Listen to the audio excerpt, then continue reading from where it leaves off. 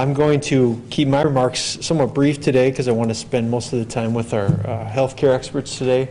I want to give you a quick snapshot of our dashboard from the last 14 days. I know that you're all tracking this and watching this, but the challenge right now is not getting too optimistic when we see numbers change and so forth, because we're obviously slogging through this each day. But there is some good trending that's happened, at least in the last 2 weeks, in terms of daily cases and even the hospitalization number that the hospitals will talk about. It seems like there's been a steady plateau here for the last really 2 weeks. Still operating at a very high capacity, but a fairly flat high capacity. And so there's some reason for optimism, and we obviously have some good news on the horizon as well, with now a third potential vaccine, COVID vaccine, news on that today. And so the challenge we continue to have is balancing that future tense hope with the kind of our present tense reality that we're in right now. As you're aware, last week at the City Council meeting, the City Council passed a masking ordinance that went into effect this weekend. So we're a few days into that. Again, that requires facial coverings to be worn in any indoor retail businesses and city-owned facilities. After 2 days in with that, there's been a few problems, at least that I've heard about with that. As you know, there's not a penalty, there's not a penalty for not complying. But despite that, I think a lot of our residents, majority of them, are taking that very seriously. Some questions that we are getting in our office about that, about enforcement, lack of enforcement, how this works. I would just encourage people to go to siouxfalls.org/COVID-19. We have FAQs there about the ordinance. Police, will police ever get involved with masking and and so forth? So you can go to siouxfalls.org/COVID-19 for that.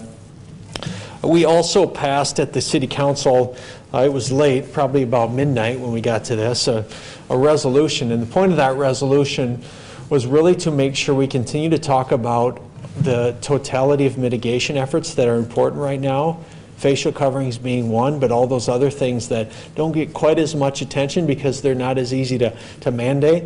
But that continues to be distancing, and that continues to be hand hygiene, and that continues to be supporting businesses that are doing smart things with their business to help keep employees safe and customers safe. And that's what we call the Safer Sioux Falls Pledge that we rolled out with the Chamber of Commerce last week. To date, we have over 500 businesses that have taken this Safer Sioux Falls Pledge, which has been really great to see. Again, that pledge is basically just a sign of solidarity in our business community. It says, hey, we as businesses are taking proper precautions to keep our customers safe and our staff safe. And it includes a variety of those mitigation tactics. So if you see a sign on the door of a business that says Safer Sioux Falls, they've taken a pledge, and you can expect a high degree of compliance to proper COVID-19 mitigation strategies within that business. If you want to learn more about that, you can go to siouxfalls.org/pledge for that. Lastly, I'll just say, and I know these guys are going to talk about this as well as we head into the holiday, it's just very important to reinforce probably what you've been hearing all across national media as well. Just be very smart with holiday gatherings this year. You're not going to hear me asking people to avoid a gathering or restrict a gathering in some way. I'm just asking you to be smart with what that gathering looks like. For myself, I'll give you my own example. Thanksgiving is just going to be with my household, my wife and our 3 kids. We got a Zoom call set up with my parents, my brothers.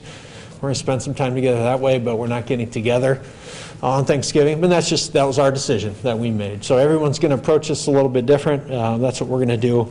If you're at all feeling off, sick, even just a little bit off, I would really encourage you to avoid your holiday gathering this year.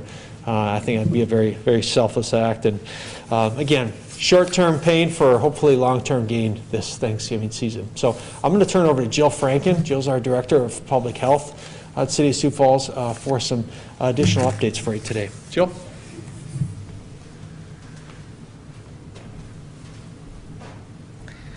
Good afternoon. You know, as you heard on our data dashboard, we're experiencing a slight decrease in our new cases of COVID in our community specifically, as well as just a leveling off of hospitalizations in recent days. But as Mayor Paul mentioned, this is no time for us to be letting up on our mitigation efforts.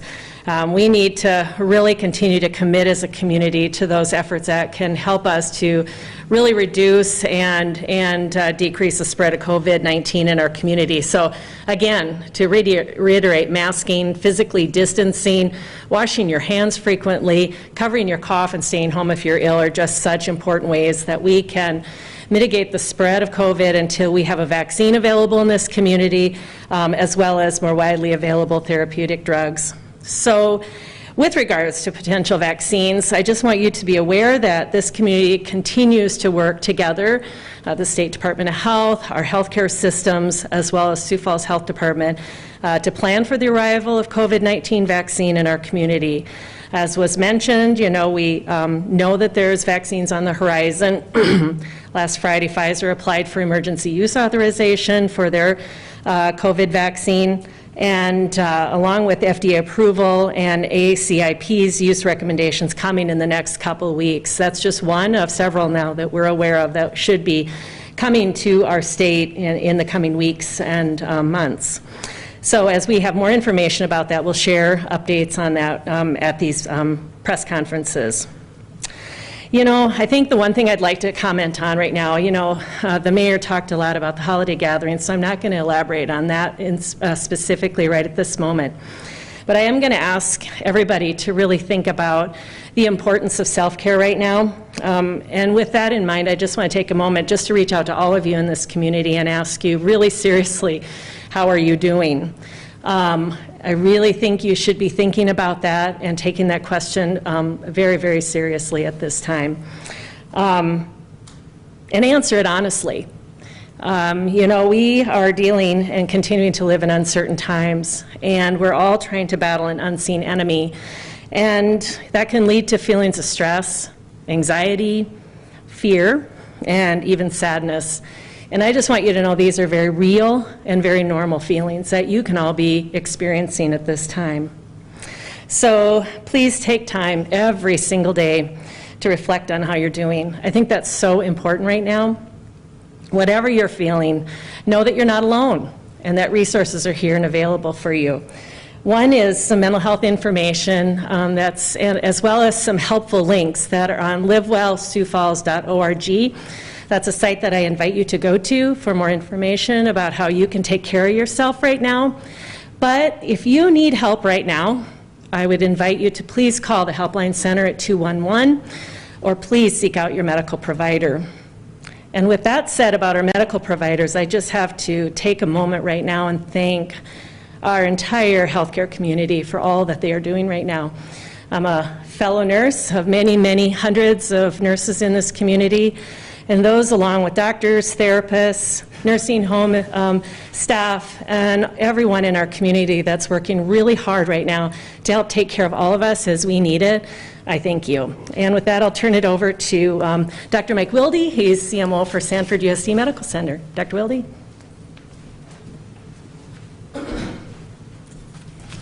Thanks, Jill. Good afternoon. We continue to be very busy at Sanford. We continue to see about 20 to 25% of our overall census being COVID patients. This means many people continue to come to us for various other issues.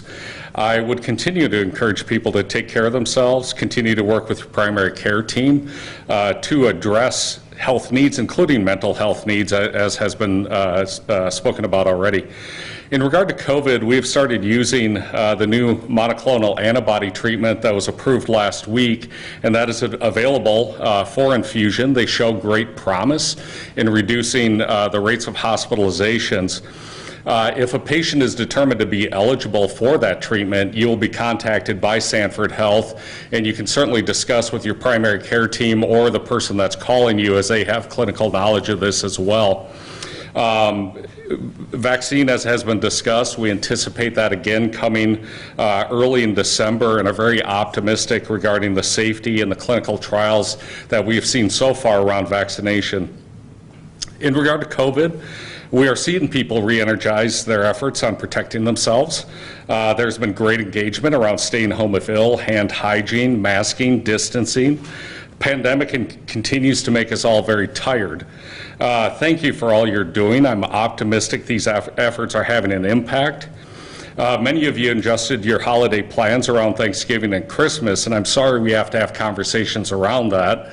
From a personal note, as the mayor shared his plans, my plans are to have a couple of children around for Thanksgiving. I have a mother and a mother-in-law.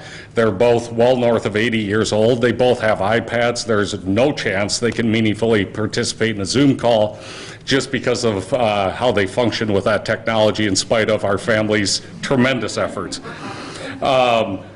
I'd also take some time this holiday season, as I've discussed before, take some time to talk to your family about your wishes in regard to care. Talk to your primary care provider about that as well. Does hospitalization make sense for you? How aggressive do you want that care to be? What are your goals of care? You have the ability to share that with your family and your primary care team, and certainly encourage you to continue to do that. Also be thinking about, if you are hospitalized, what's your plan regarding, do you get out of the hospital? Do you go home? Where are you going to go? How are you going to get there? And these are some things that we have seen come up over and over again in the hospital, and I've talked about that before, but really be thoughtful and planning if something like that were to happen. I would like to reflect on those we have lost due to COVID or indirectly due to COVID. The holidays can be a lonely time of remembrance, and many cannot be around supportive family right now.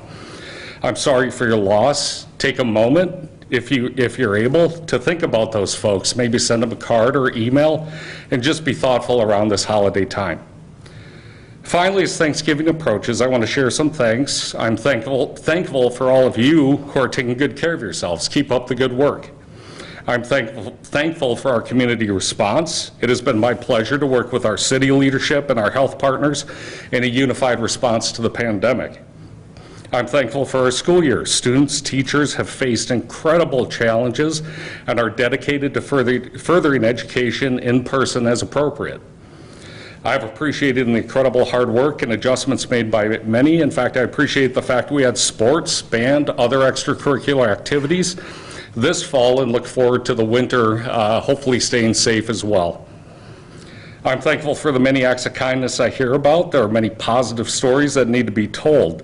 There are so many examples of people sending positive messages, food, sports drinks to our frontline staff, neighbors helping the nurse next door by doing their yard work or shoveling their snow as they continue to work on the front lines.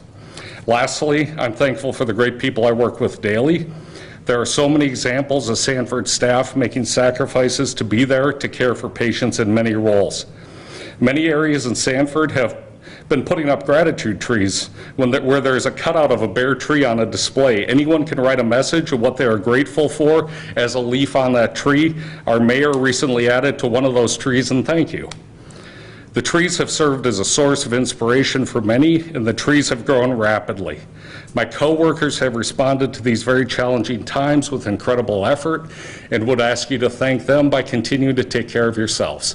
With that, I'm going to turn it over to Dr. Elliott.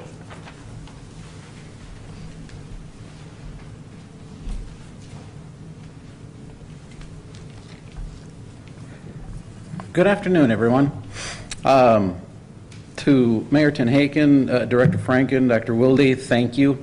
It's been an honor to be here with all of you over the months. Really appreciate the partnership.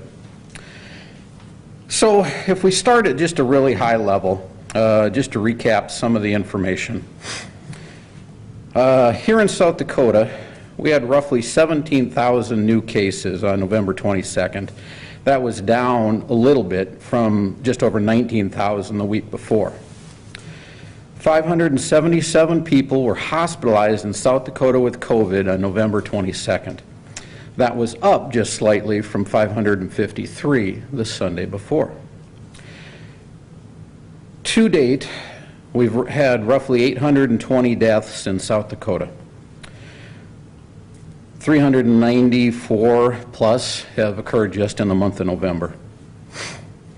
Across the United States, we're at close to 12.5 million people that have contracted COVID, and over 260,000 U.S. citizens have passed away from complications of COVID. Community-wide masking, social distancing, good hand hygiene, and isolation when you're feeling ill has been scientifically proven to slow the spread of the illness. Masks work. Please wear them. We've been promoting this from a Vera standpoint, the use of masks and these other mitigation strategies for months now. We continue to do so.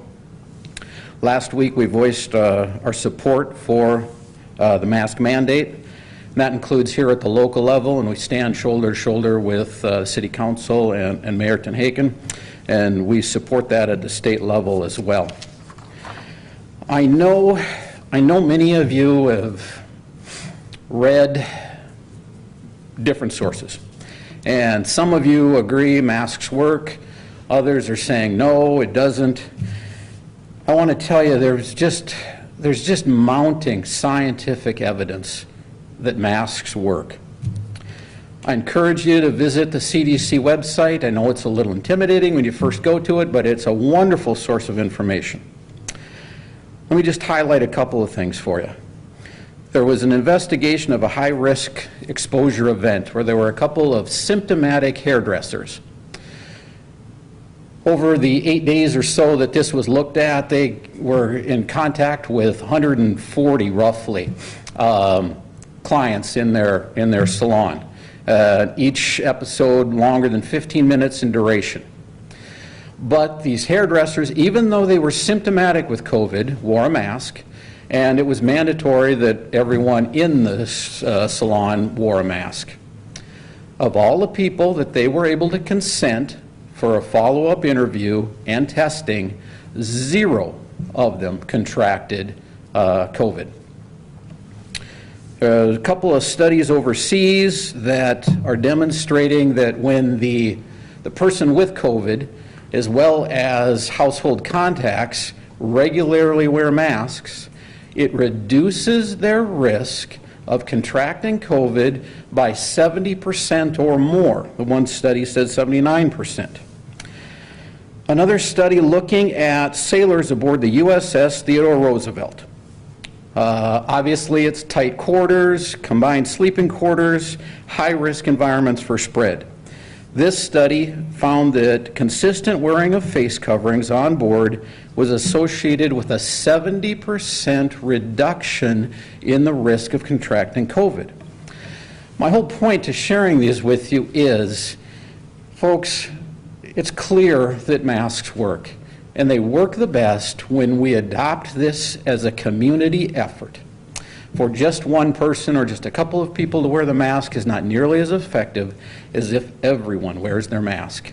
To this point, again, Avera has consistently supported all efforts to get community-wide mask wearing. I was talking to the mayor this morning, and we discussed how COVID is not the same thing as a seasonal flu. So far in South Dakota this year, more people have passed away from COVID than in the past 10 years combined from seasonal influenza. Folks, they're both respiratory illnesses, but a lot of the similarities end there.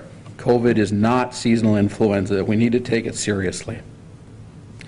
There is some good news. Over the past couple of weeks, in general, hospitalizations have remained flat. We're all thankful for that. I'd love to tell you we've turned the corner. It's too darn early to say that for sure. We've got models that are trying to predict what the future is going to hold.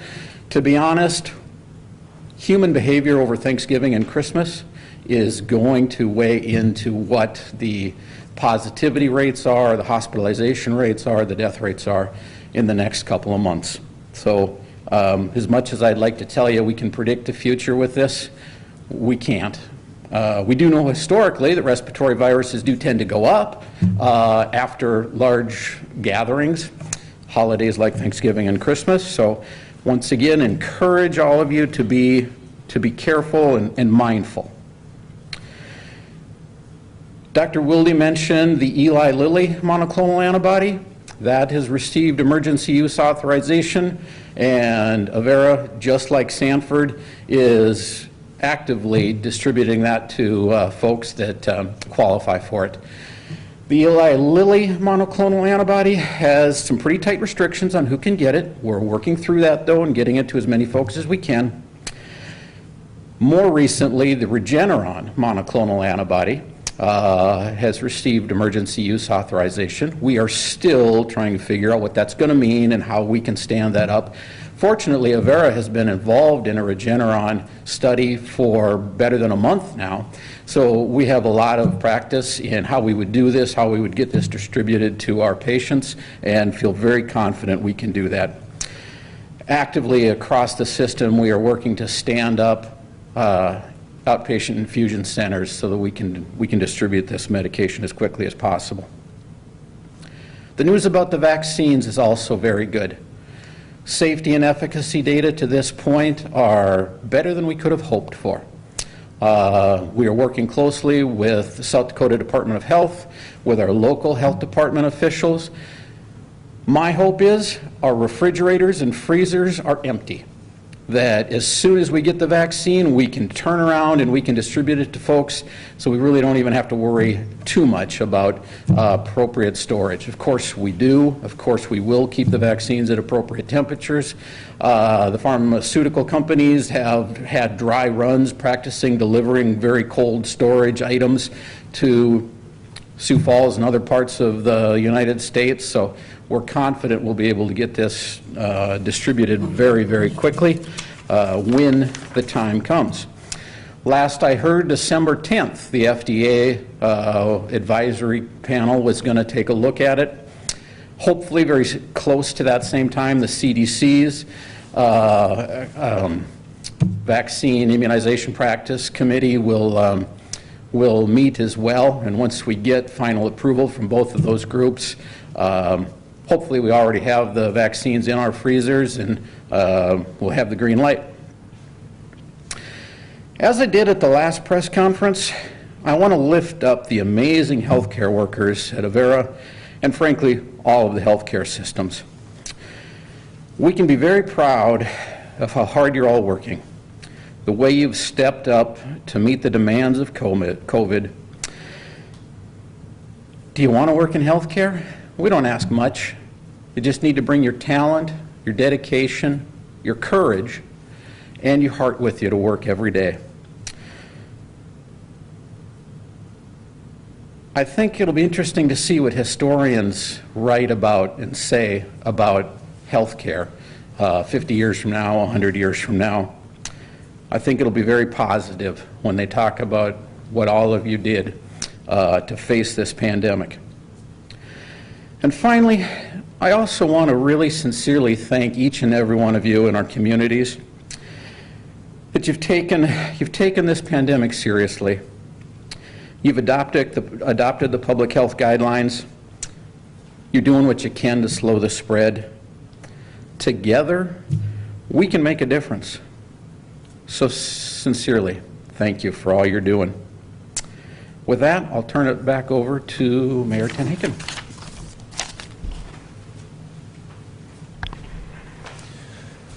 All right, we'd certainly take any questions anyone might have for myself or three healthcare experts here. All right, not seeing any? Yeah, go ahead. This would be for the healthcare providers. Last week, Governor Nome, when we asked her about any statewide policy changes, she said it would be difficult to point to any without there being any recommendation from healthcare partners, saying healthcare partners aren't asking for anything. Does Sanford and does Avera have everything they need from the state government? The question was regarding statewide policies from PEER, and do our healthcare partners have the resources and the policies in place they need from the state right now? So,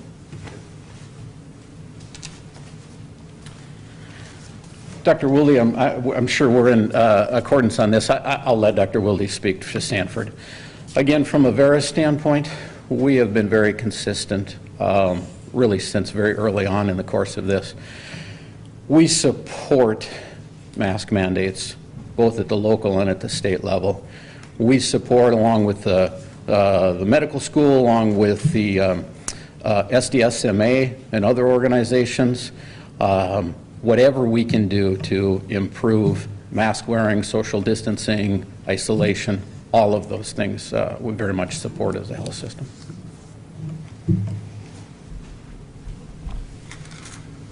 So at Sanford, we're in very close communication, daily communication with the state offices, Department of Health, and good communication in regard to needs we might have, and just like with the city as well, needs that we may have, issues that need to be addressed, how can we work through some things, and it's been a very positive relationship. In regard to measures that the state offices may pursue, we have supported CDC guidance, and we certainly support masking, hygiene, social distancing, et cetera.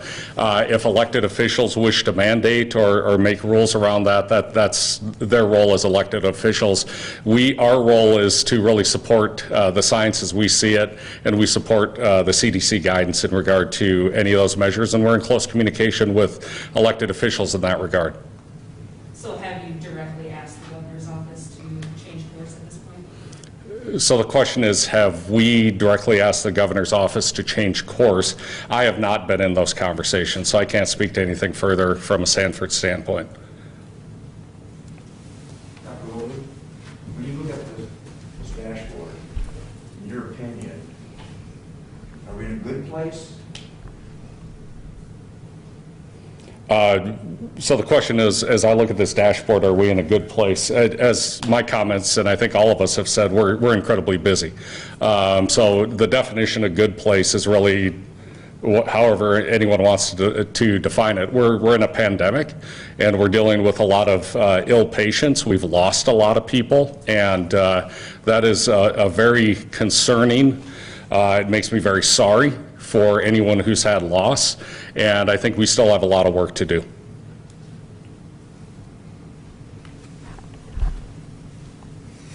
All right, any other questions? All right, thank you guys for being here, appreciate it.